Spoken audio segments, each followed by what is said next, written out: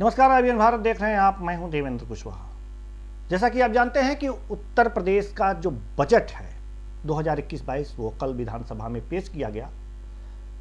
वित्त मंत्री सुरेश खन्ना जी ने पेपरलेस बजट विधानसभा में पेश किया। पहला पेपरलेस बजट विधानसभा में पेश हुआ उत्तर प्रदेश के, और इसमें सबसे बड़ी बात यह है कि यह सबसे अब तक का सबसे बड़ा बजट है। 5.50 लाख करोड़ का यह बजट है, जिसमें सभी लोगों को साधने की कोशिश की गई है, चाहे वो किसान हो, महिला हो, यूथ हो या फिर श्रमिक हो। सभी के लिए कुछ ना कुछ व्यवस्था किए गए हैं।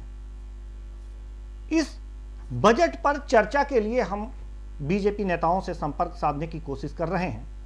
अगर उनसे संपर्क हो जाता है तो उनसे भी कुछ प्रश्नों का उत्तर लेंगे, लेकिन फिलहाल हमारे साथ चर्चा के लिए युवा कांग्रेस के नेता चंद्रेश कुमार जी हमारे साथ उपस्थित हैं। जी, स्वागत है आपका हमारे इस कार्यक्रम में।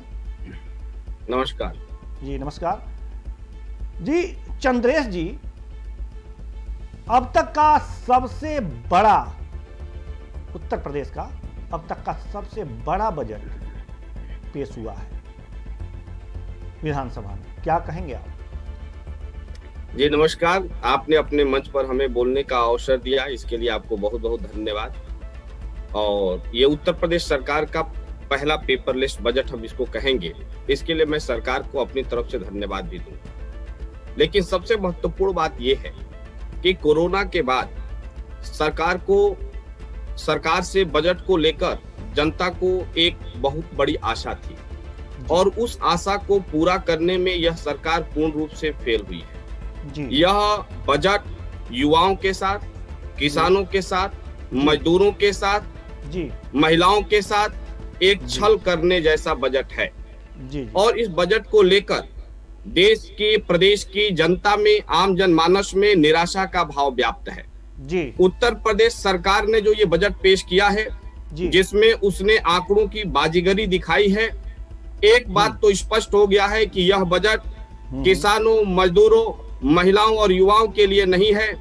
यह बजट यदि हम देखें तो पूर्ण रूप से उद्योगपतियों को ध्यान में रखकर बनाया गया बजट है। मैं अभी केंद्रीय बजट भी देख रहा था। केंद्र सरकार की बजट में मैंने कटौती को देखा तो माननीय मोदी जी की सरकार ने महात्मा गांधी राष्ट्रीय ग्रामीण रोजगार गारंटी कार्यक्रम में कटौती की है। केंद्र के बजट में प्रधानमंत्री किसान सम्मान निधि में कटौती किया गया है। प्रधानमंत्री किसान संपदा योजना में कटौती किया गया है। इससे यह स्पष्ट होता है कि यह सरकार किसानों और मजदूरों की विरोधी है, और यह जो केंद्र सरकार का जो दृष्टिकोण है वह राज्य के भी बजट में पूर्ण रूप से परिलक्षित होते हैं। मैं आपके सामने 2-3 पॉइंट रखना चाहता हूं। उत्तर प्रदेश सरकार ने जो ये बजट पेश किया है उसमें रोजगार को लेकर सरकार का कोई खास दृष्टिकोण दिखाई नहीं दे रहा है। और एक जनपद एक उत्पाद के तहत 250 करोड़ रुपए मात्र दिए गए हैं। आप बताइए, यह ऊंट के मुंह में जीरा डालने जैसा नहीं है?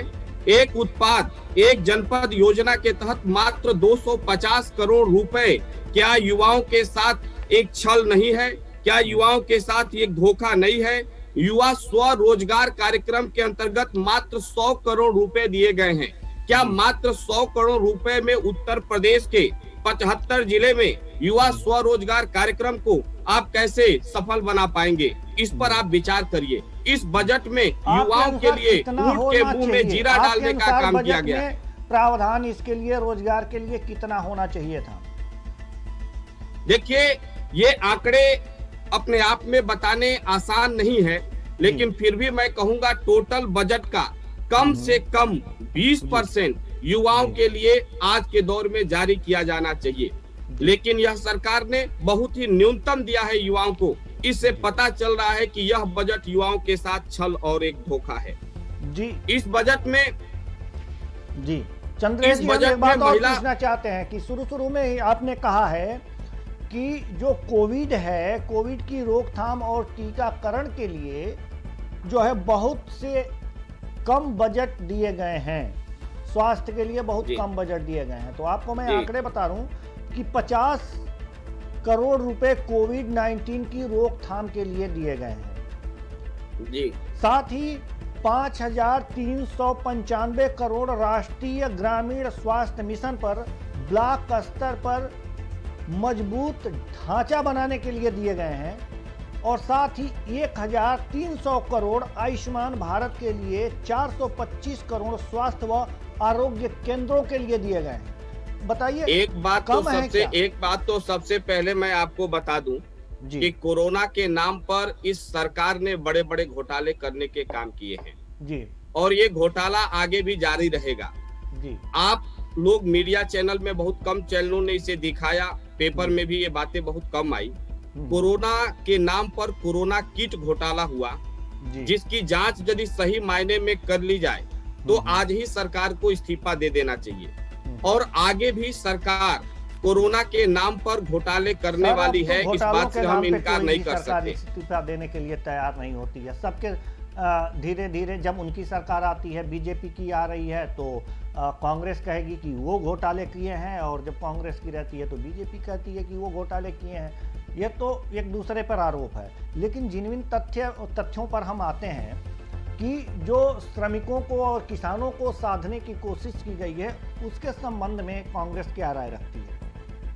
देखिए, कांग्रेस के एजेंडे में हमेशा किसान और मजदूर रहे हैं जी, और हमने मजदूरों को ध्यान में रखते हुए साथ हैं, दिख रहा। हाँ, दूसरी बात कि हमने मजदूरों के बारे में सोचा समझा और ग्रामीण क्षेत्रों में मजदूरों के आत्मसम्मान को काफी चोट पहुंचता था जी। केंद्र सरकार में रहते हुए हमने मनरेगा को लॉन्च किया। प्रधानमंत्री जी ने सदन में भाषण देते हुए कहा कि 70 सालों की नाकामी का परिणाम है मनरेगा, और आज जब कोरोना आया तो मजदूरों के लिए सबसे बड़ा अस्त्र बनकर सामने आया तो मनरेगा आया।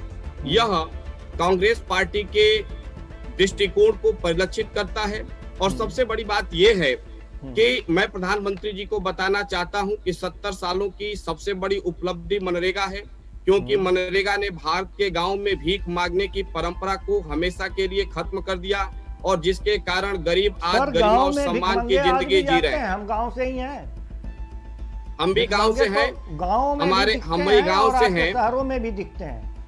हम भी गांव से बिलोंग करते हैं।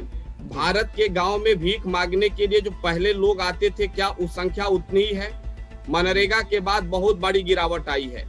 कुछ पेशेवर लोग होंगे जो भीख मांगते होंगे, अदरवाइज थोड़ा सा क्रेडिट तो आप बीजेपी को दे सकते हैं ना कि आपके प्रोग्राम को उसने बंद नहीं किया, नहीं, निरंतर बिल्कुल। लेकिन सबसे बड़ी बात समझिए मेरी बात को, मेरी ही योजनाएं बीजेपी के लिए सुरक्षा कवच है, नहीं तो उनके पास करने के लिए है क्या?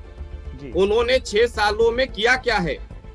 मेरी ही लगाई हुई कंपनियों को बेचकर अपना काम करेंगे, हमारी ही योजनाओं की वाहवाही लूटेंगे। 6 साल में उन्होंने किया क्या है? 6 साल में कितनी कंपनियां लगाई हैं?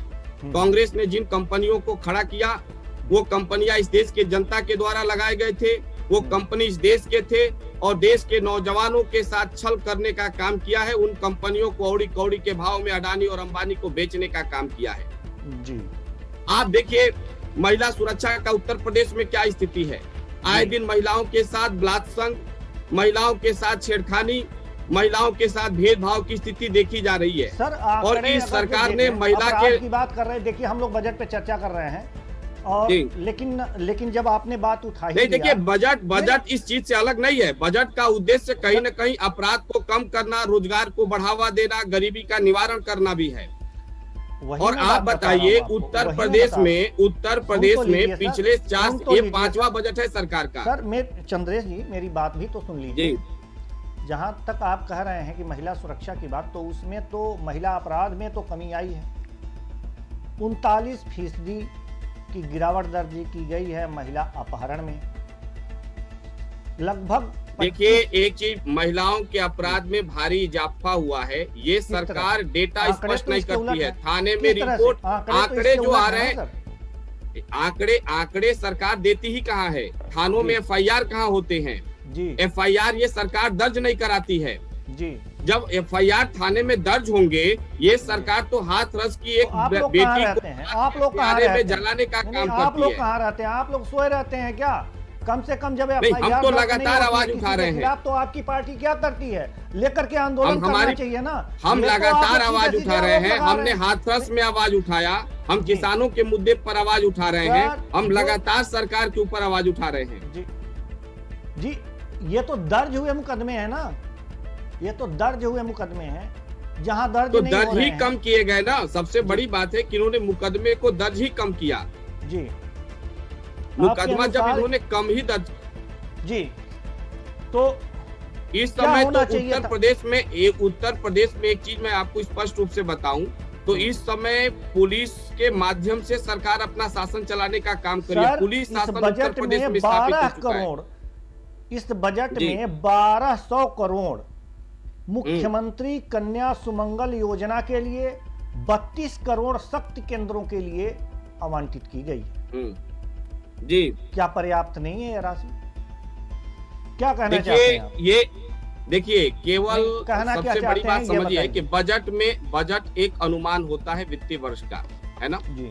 और ये सरकार आंकड़ों की बाजीगरी के अलावा और कुछ तो आज तक की नहीं है जी। इससे पहले भी बहुत सारे आंकड़े 4 साल में पेश किए गए सरकार के। ये जो पैसे आवंटित किए जाएंगे इनको, तो क्या आप कह रहे हैं कि बस आंकड़े दिखा दिए गए हैं, दिए नहीं जाएंगे? जो जमीन, देखिए, केवल पैसे जारी कर देने से चीजें ठीक नहीं हो जाती जी। चीजों को ठीक करने के लिए जमीनी स्तर पर रचनात्मक कार्य करने होते हैं, जो इस सरकार के पास नहीं है। बिना पैसे के कौन सा काम रचनात्मक कर लेंगे आप? नहीं, बिना पैसे का कौन सा रचनात्मक काम कर लेंगे आप? आप ये बताइए, इससे पहले क्या बजट में महिलाओं की सुरक्षा के लिए पैसे नहीं जारी किए जाते थे? बिल्कुल। क्या महिला हितों की अभिवृद्धि के लिए, आप ये बताइए, पूरे देश में कस्तूरबा गांधी, ये बताइए, महिला हितों की अभिवृद्धि के लिए पूरे देश में कांग्रेस पार्टी ने कस्तूरबा बालिका विद्यालय की स्थापना कराई जी। कितना बड़ा लक्ष्य था जी। आप ये बताइए, महिलाओं के लिए कितने आपने मॉडल स्कूल खोले जी। महिलाओं के लिए शिक्षा व्यवस्था में उस कितने राजकीय विद्यालय आपने खोले जी। कितने आपने मॉडर्न प्राइवेट जो है कॉलेज को बढ़ावा दिया जी। सरकारी कॉलेज को बढ़ावा दिया जी। महिलाओं की शिक्षा पर आप क्या खर्च करने जा रहे हैं जी। महिलाओं के स्वरोजगार के लिए आप क्या कदम उठा रहे हैं जी। आप जो बुनियादी चीजें हैं उसको ध्यान में दीजिए। एक आंकड़ा दे देना कि इस योजना के तहत इतने लाख रुपए हम खर्च करेंगे, ये इससे विकास नहीं होता।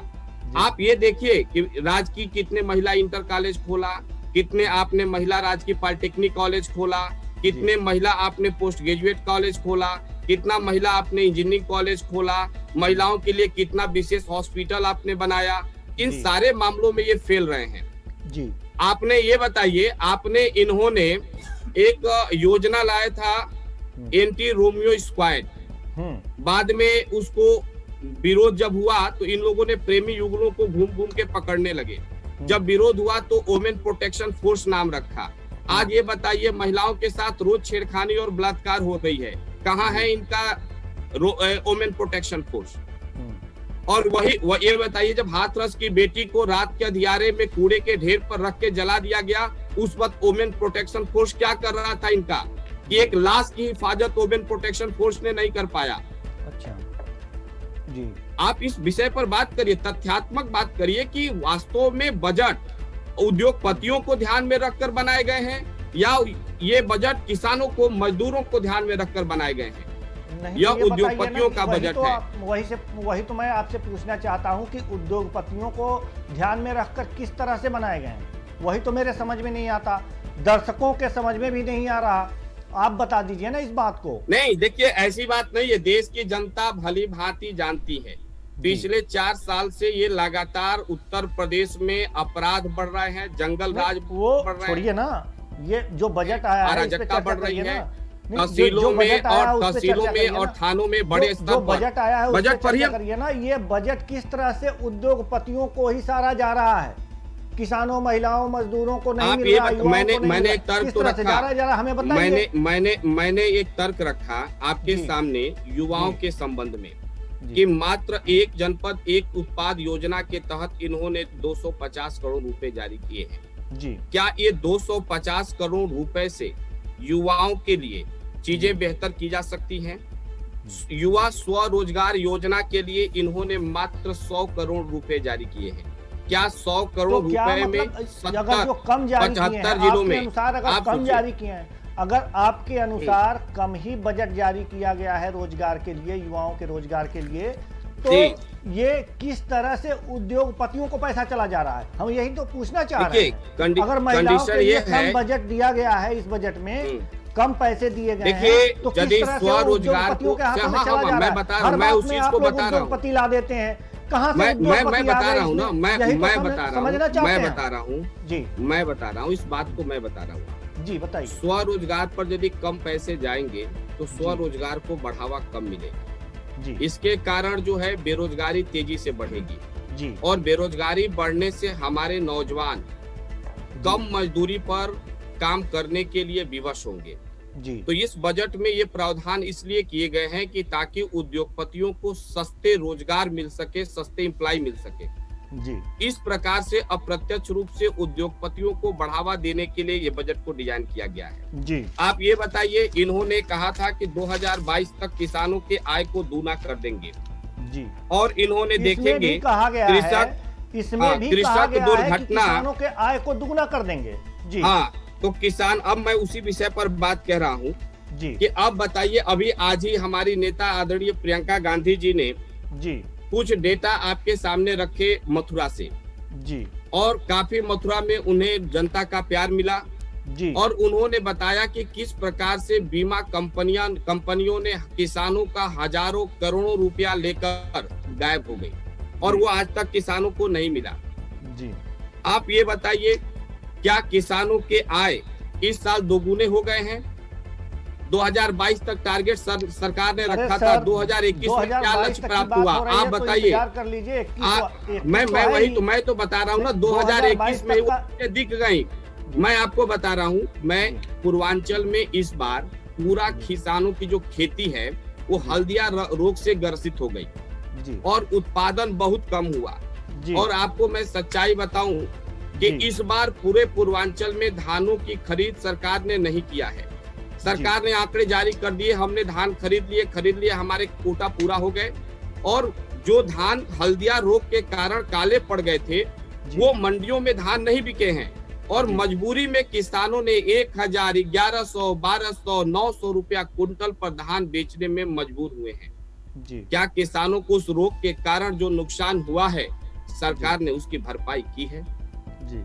ये किसानों के साथ धोखा नहीं तो और क्या है जी। आंकड़ों की बाजीगरी आप दिखाकर ये नहीं कह सकते कि बदलाव आ गया। पिछले 4 सालों में युवाओं के लिए रोजगार की उत्तर प्रदेश में स्थिति क्या रही है? हर भर्ती इनके घोटाले में चले जाते हैं। अभी हम लोगों ने मोदी रोजगार 2 एक कार्यक्रम चलाया है फेसबुक, व्हाट्सएप, इंस्टाग्राम पर जी। आप ये बताइए देश में रोजगार की स्थिति क्या है? आपको मैं एक सिद्धांत बताता हूँ, general theory of employment, general theory George ji. रोजगार की स्थिति के बारे में उत्तर प्रदेश में यह कहा गया है कि 4 लाख से अधिक सरकारी नौकरियां देने के दावों के साथ करियर सेंटर, कौशल विकास और उद्यमिता के जरिए रोजगार का रास्ता खोला जाएगा और इसके लिए सर 250 करोड़ की व्यवस्था ओडीओपी योजना के लिए और 100 करोड़ मुख्यमंत्री युवा स्वरोजगार योजना के लिए इस बजट में वही डेटा मैं आपसे बात कर, ठीक है जी। आप ये बताइए, मैं आपको एक चीज बताता हूँ, हमारे नेता आदरणीय राहुल गांधी जी डेली कह रहे हैं कि लोगों के हाथ में पैसा भेजिए, जब तक डिमांड नहीं होगा। सर इसमें फिर पूंजीपति कहां से आ गए जी? इसमें फिर पूंजीपति नहीं, मैं पूंजीपति, मैं बात तो सुनिए हमारी जी। आपने चलिए उत्तर प्रदेश सरकार के हम रोजगार, जो आप डायरेक्ट बात करना चाहते, थोड़ा सा मैं कॉन्सेप्चुअल बात करना चाहता था जॉर्ज मेनार्ड किन्स की theory general of employment, interest and wages को लेकर जी, कि जब तक डिमांड हम मार्केट में क्रिएट नहीं करेंगे तब तक प्रोडक्शन नहीं होगा और प्रोडक्शन नहीं होगा तो एम्प्लॉयमेंट जनरेट नहीं होंगे। एम्प्लॉयमेंट जनरेट नहीं होंगे तो लोगों के पास पैसा नहीं आएगा। आप ये बताइए, पूरे कोरोना काल में छोटे छोटे जो मझौले छोटे उद्योगपति थे, उन्होंने भारी नुकसान उठाया है। क्या उनके नुकसान की भरपाई के लिए सरकार ने कोई खास दृष्टिकोण दिखाया इस बजट में?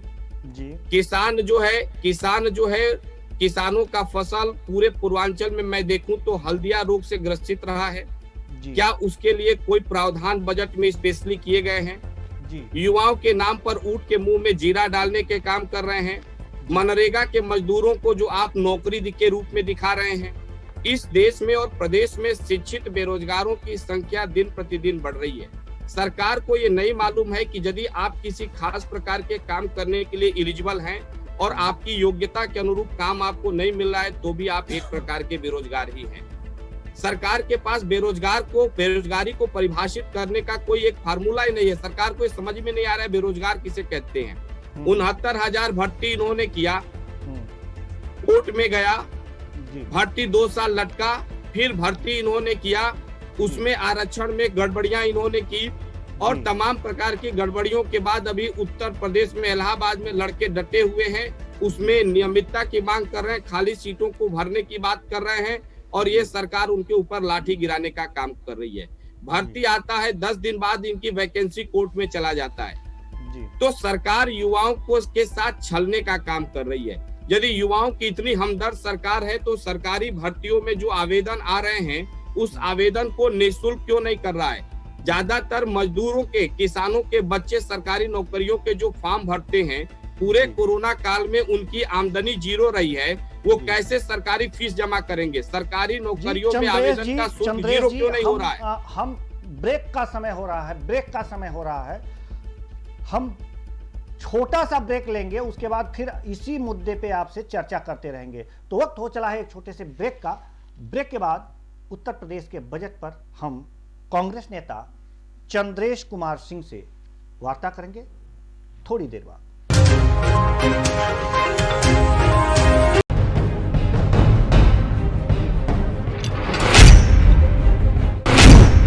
बहने लगी है चुनावी बयान, अब होंगे विकास के दावे, गली मोहल्लों को चमकाने के वादे। हर दावों और वादों की आईबीएन भारत करेगा पड़ताल, क्योंकि आप बनाने जा रहे हैं गांव की सरकार।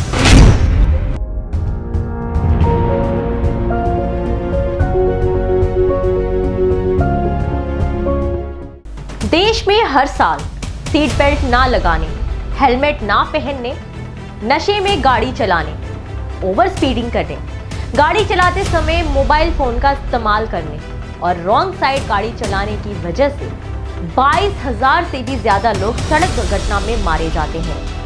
इसीलिए यातायात नियमों का पालन करें, सुरक्षित सफर का आनंद लेते हुए अपने घर पहुंचे। याद रखिए, घर पे आपका परिवार आपका इंतजार कर रहा है, ना कि आपके साथ हुई किसी दुर्घटना के खबर की।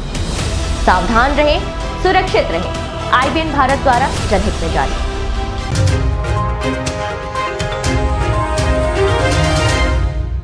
ब्रेक के बाद स्वागत है आपका। चर्चा हो रही है बजट पर, उत्तर प्रदेश के बजट पर, जो अब तक का सबसे बड़ा बजट है और उत्तर प्रदेश सरकार का 5वां यानी कि अंतिम बजट इसे कह सकते हैं। इसके बाद विधानसभा चुनाव होंगे 2022 में और जो सरकार आएगी वो बजट पेश करेगी।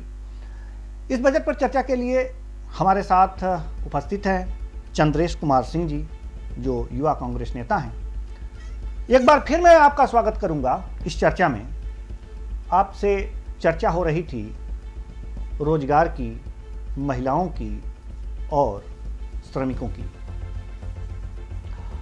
बात हम अब यातायात की करते हैं, परिवहन की करते हैं, सड़क की स्थितियों की करते हैं। जो उत्तर प्रदेश का बजट है उसमें क्या जो पैसे आवंटित किए गए हैं सड़क और यातायात के लिए, क्या पर्याप्त हैं? जी चंद्रेश जी। देखिए, सबसे बड़ी बात तो आपने ये कहा कि जो पैसे जारी किए गए हैं क्या पर्याप्त हैं। बजट के गगनचुंबी आंकड़ों से कुछ होने वाला है ऐसा हम बिल्कुल नहीं कह सकते। ये चुनाव को ध्यान में रखकर बनाया गया एक जुमला के अलावा बजट और कुछ नहीं है। उत्तर प्रदेश सरकार का अब तक का ये जो बजट है वो सबसे बड़ा जुमला है और जुमला के अलावा और कुछ नहीं है, क्योंकि इस बजट में किसानों के लिए, इस बजट में मजदूरों के लिए, इस बजट में नौजवानों के लिए कुछ नहीं है। एक मैं आपसे बहुत ही महत्वपूर्ण बात कह रहा हूँ। उत्तर प्रदेश में यदि मैं देखूं तो लोगों को सुलभ न्याय दिलाने के लिए वकील काम करते हैं, काफी मेहनत करते हैं और वकीलों के वेलफेयर के लिए इस सरकार ने मात्र 10 करोड़ रुपया युवा अधिवक्ताओं के लिए पुस्तक और पत्रिका के लिए जारी किया है। मैं इस बजट को बेहतर तब मानता जब युवा नौजवान वकीलों के लिए या वृद्ध वकील हो या आपके मध्यम स्तर के वकीलों के लिए मासिक वेतन का कोई प्रावधान होता। दूसरी बात, आप ट्रैफिक सड़क की बात कर रहे हैं, सड़क पर ही मैं भी बात कर ले रहा हूँ। पिछले 4 सालों में उत्तर प्रदेश में सड़कों की क्या स्थिति है ये किसी से छुपा हुआ नहीं है। पिछले 4 साल में मैं बताता हूँ, भागलपुर देवरिया में मैं एक मुद्दा उठाता हूँ। भागलपुर से लेकर सलेमपुर मुख्य मार्ग पर हजारों गड्ढे पड़े हुए हैं और उसको 4 साल में सरकार ने उस गड्ढे को भर नहीं पाई। आप कानपुर से लखनऊ आइए, सड़कों की स्थिति देखिए। लखनऊ कानपुर से आप झांसी जाइए, सड़कों की स्थिति देखिए।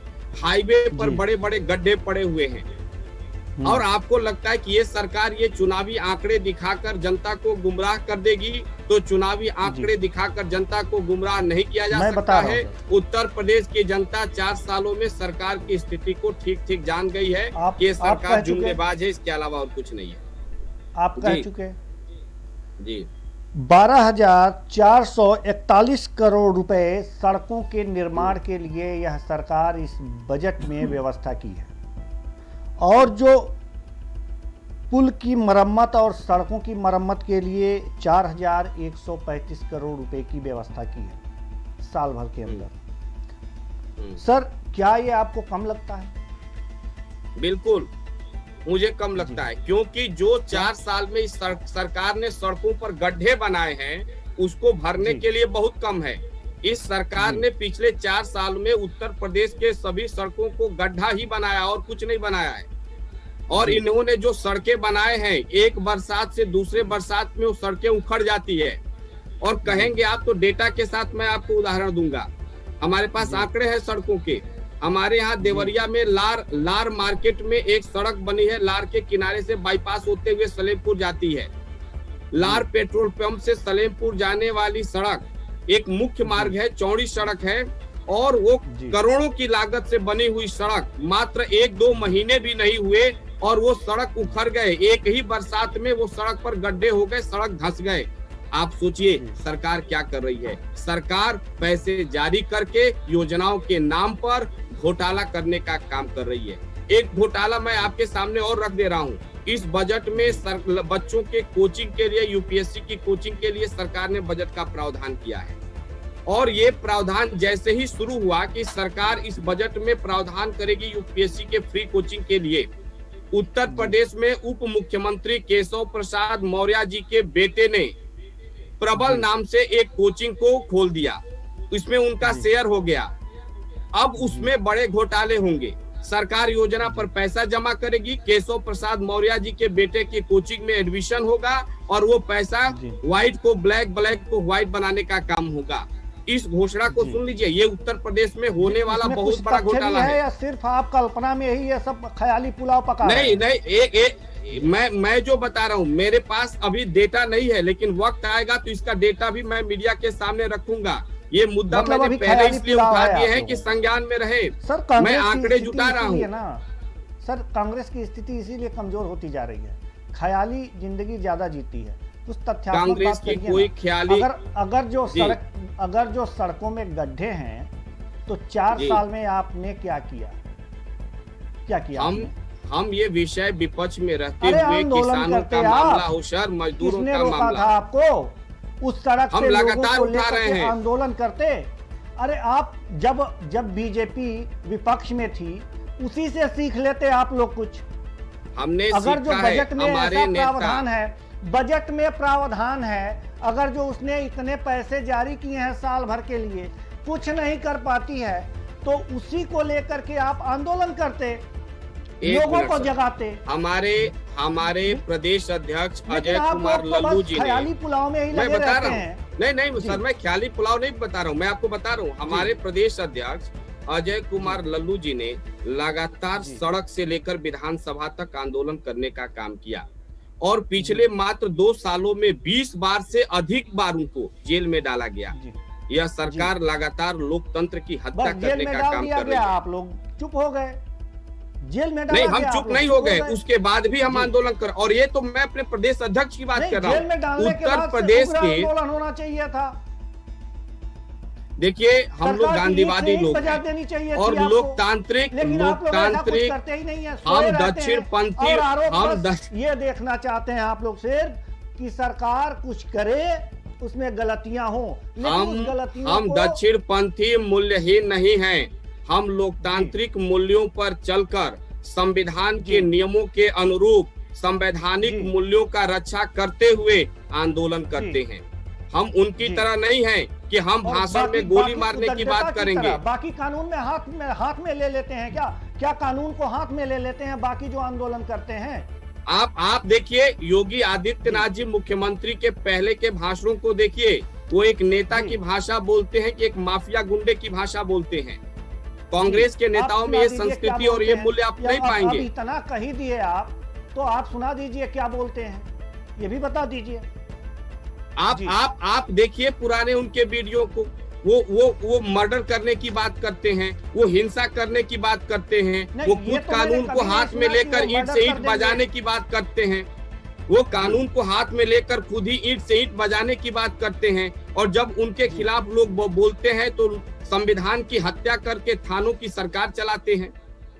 जी, आप देखिए उत्तर प्रदेश में थाने की सरकार चल रही है इस समय। तहसीलों में घोटाले हैं, जिलों में घोटाले हैं, सरकार की हर योजना में घोटाला हुआ है, और कोरोना किट के नाम पर बड़ा घोटाला हुआ है। कुछ तथ्य और कुछ आंकड़े हैं आपके पास? जी, हजारों तथ्य। अब आपने पहले ये सूचना हमें दिया होता, मैं आपसे वादा नहीं, पूरा आपको विश्वास दिलाता हूँ कि अगली बार जब मैं आऊंगा, अगली बार जब मैं आऊंगा तो मैं तथ्य और आंकड़े के साथ आऊंगा। उसके वो तथ्यात्मक होना चाहिए ना।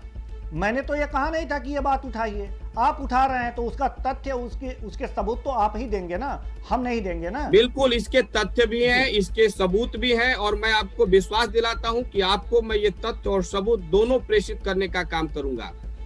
जी, बहुत बहुत धन्यवाद आपका कि कम से कम आप जो कह रहे हैं वो तथ्यों के साथ कह रहे हैं, लेकिन बात दूसरी बात, एक और बात मैं बजट पर उठा दूं थोड़ा सा। ये सरकार गाय की बात करती थी, गाय की माता की बात करती थी। गाय माता है, गाय हमारी भी माता है, आपकी भी माता है। गाय भारत की परंपरा और संस्कृति से जुड़ी हुई है, और हम अपने हर प्रकार के धार्मिक सांस्कृतिक कार्यक्रमों में गाय के गोबर से ही उसकी शुरुआत करते हैं, राइट? अब देखिए, इन्होंने उत्तर प्रदेश में गायों की क्या स्थिति है।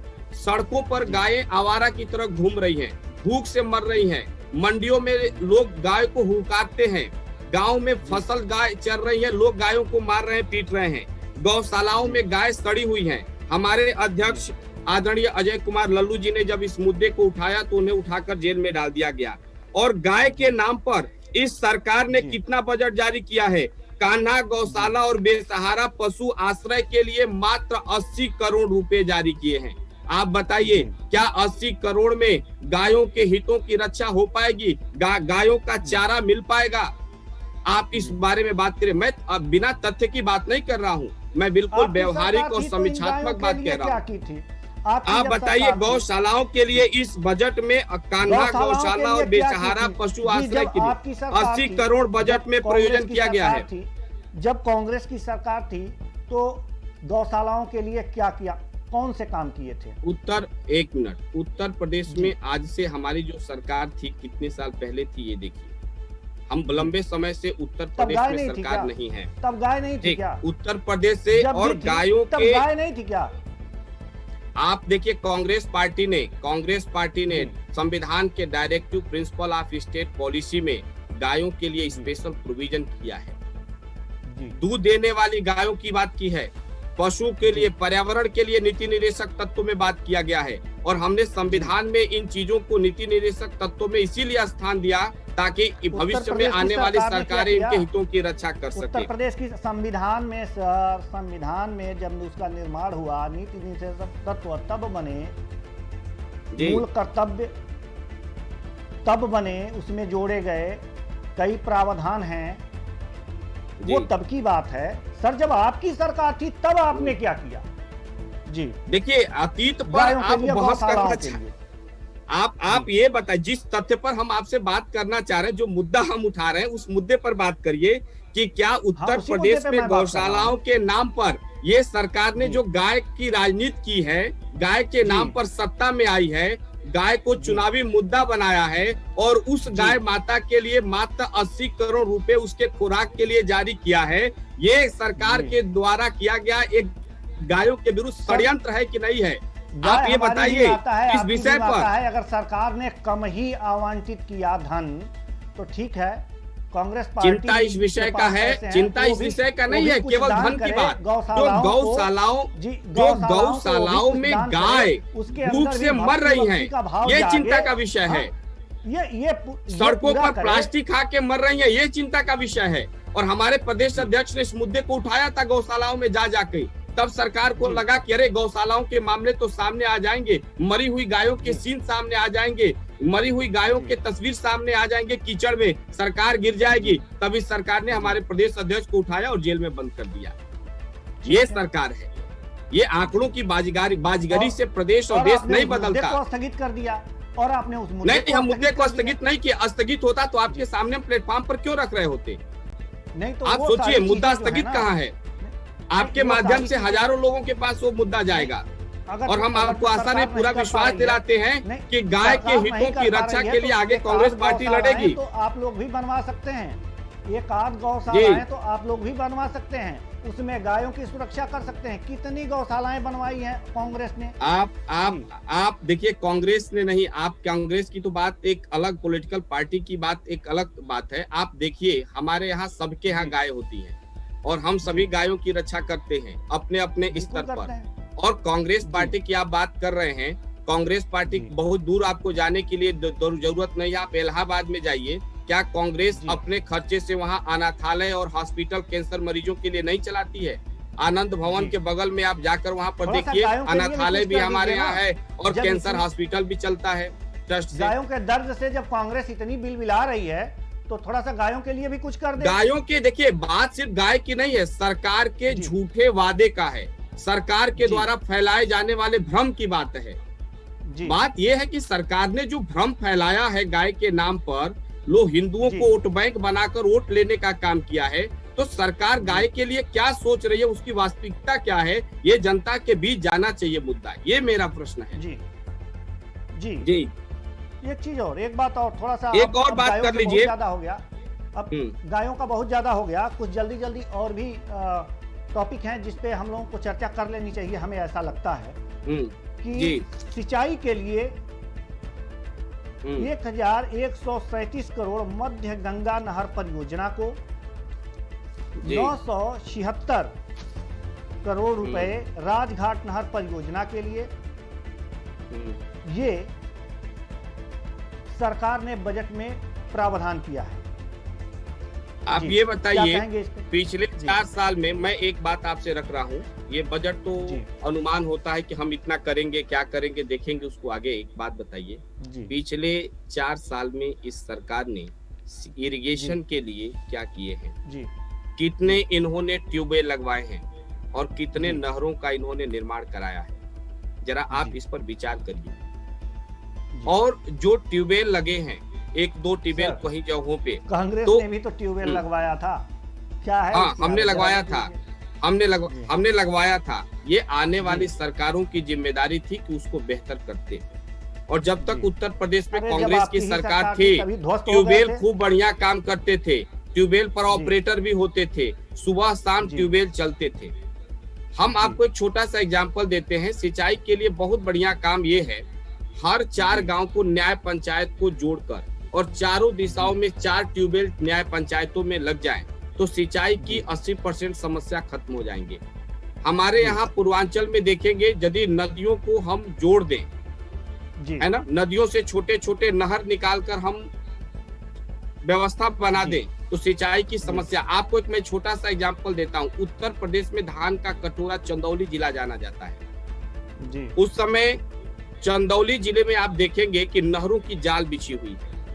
ये जो जब मैं वहां गया चंदौली में और मैंने पता किया कि चंदौली में इतना धान होता है, नहरों की जाल बिछी हुई है चंदौली में, तो मैंने पाया कि उस समय जो चंदौली में नहर बनाए गए वो कांग्रेस पार्टी की महत्वाकांक्षी योजना थी। कांग्रेस पार्टी की सरकार में जो नहर बनाई गई, जिससे चंदौली और उत्तर प्रदेश का धान का कटोरा बना हुआ है।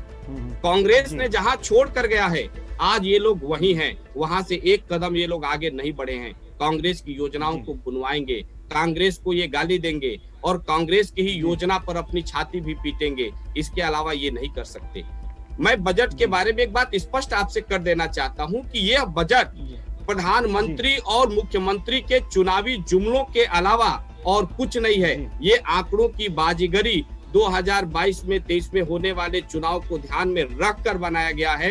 यह जनता को छलने वाला सर हम तो जी सर, हम तो ये सोच रहे थे कि आप ये कहेंगे कि इतना भारी बजट है तो ये पैसे आएंगे कहां से? अभी कोरोना काल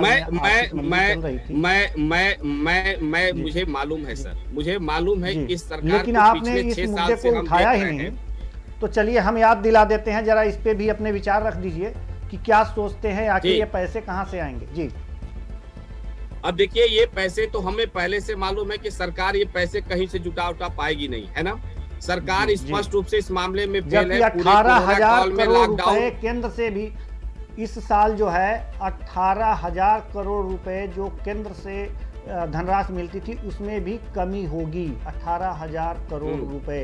इसीलिए इसी बात को ध्यान में रखकर मैं कह रहा हूं कि ये आंकड़ों की बाजीगरी जनता को धोखा देने के लिए चुनाव की तरह जुमले के अलावा और कुछ नहीं है। या और जो मुझे मालूम है ना, सरकार ने कोरोना काल रहा है, सरकार के पास पैसे नहीं है, आवश्यकता की वस्तुओं पर जो भी चीजें, मूल गरीबी उन्मूलन पर आपने देखिए क्या खर्च किया, नारी सशक्तिकरण पर आपने क्या खर्च किया है, पर्यावरण के नाम पर जो है क्या आपने सामुदायिक शौचालय हेतु क्या खर्च किया है, स्वच्छ भारत मिशन में आपने क्या किया है, स्मार्ट सिटी मिशन आपका फेल हो गया। इस बजट में स्मार्ट सिटी मिशन सरकार की एक महत्वाकांक्षी योजना थी, वो कहाँ चली गई? स्मार्ट सिटी मिशन का योजना कहाँ चला गया? स्वस्थ समाज के लिए आपने क्या किया? प्रत्येक ब्लॉक स्तर पर लोक स्वास्थ्य इकाइयों की स्थापना के लिए 77 करोड़ रुपए का मात्र प्रोविजन आपने किया है। तो ये मुझे मालूम है कि सरकार के पास तो एक तो पैसे, कोरोना के कारण इस बात को हम भी स्वीकारते हैं कि सरकार घाटे में है, सरकार के पास कुछ नहीं है। उसमें ये आंकड़ों की जादूगरी जो है वो चुनावी जुमले की तरह से ज्यादा और कुछ नहीं है। आगामी चुनाव को ध्यान में रखकर जनता को बजट के द्वारा एक बार फिर उत्तर प्रदेश सरकार ने छलने का काम किया है और उत्तर प्रदेश की जनता यह स्पष्ट रूप से जान चुकी है। आधे से अधिक लोग तो बजट क्या है इसके बारे में ये सरकार सर जुमले के अलावा, नाम बदलने के अलावा, हिंदू मुस्लिम और जातिगत राजनीति के अलावा और कुछ नहीं कर सकती। और बजट के आंकड़े में भी आप देखिएगा आगे क्या क्या होता है। उत्तर प्रदेश की जनता आगामी चुनाव में इनको जवाब दे देगी और कांग्रेस पार्टी उत्तर प्रदेश में आगामी चुनाव में पूर्ण बहुमत से सरकार बनाने जा रही है। इसकी शुरुआत पश्चिम उत्तर प्रदेश से हो चुकी है और लगातार प्रियंका जी आंदोलन कर रही हैं। लोगों का बड़ा प्यार सम्मान मिल रहा है और इसके लिए उत्तर प्रदेश की जनता को मैं विशेष रूप से धन्यवाद भी दूंगा। इस समय मजदूरों को लेकर, किसानों को लेकर, नौजवानों को लेकर कांग्रेस पार्टी वचनबद्ध है और इनके मुद्दे को लेकर लगातार हम सड़क से लेकर संसद तक, विधानसभा तक आंदोलनरत रहेंगे और उनके हक और हुकूक की लड़ाई अपने मन से लड़ेंगे। जी, इस तमाम चर्चा के लिए चंद्रेश जी आपका बहुत बहुत धन्यवाद। इस यूपी बजट पे चर्चा में आप जुड़े और तमाम तर्क अपने आपने रखा इस बजट पर कि यह बजट जो है आपके अनुसार, मतलब कांग्रेस के अनुसार आप एक बात आप देख लीजिए, केंद्र बजट की मनरेगा में कटौती सरकार कर रही है, किसान संपदा योजना में सरकार कटौती रही है, प्रधानमंत्री किसान सम्मान निधि में सरकार कटौती कर रही है। इसी से देख लीजिए सरकार क्या करना चाह रही है। सब स्पष्ट हो चुका है, प्रदेश की जनता सब जान चुकी है। घड़ी की सुइयां बार बार ये इशारा कर रही हैं कि हम इस चर्चा को यहीं विराम दें। चंद्रेश जी आपका बहुत बहुत धन्यवाद। आप जुड़े और अपनी बातें रखी इस बजट पर। तो फिलहाल इस कार्यक्रम में इतना ही, मुझे दीजिए इजाजत, नमस्कार।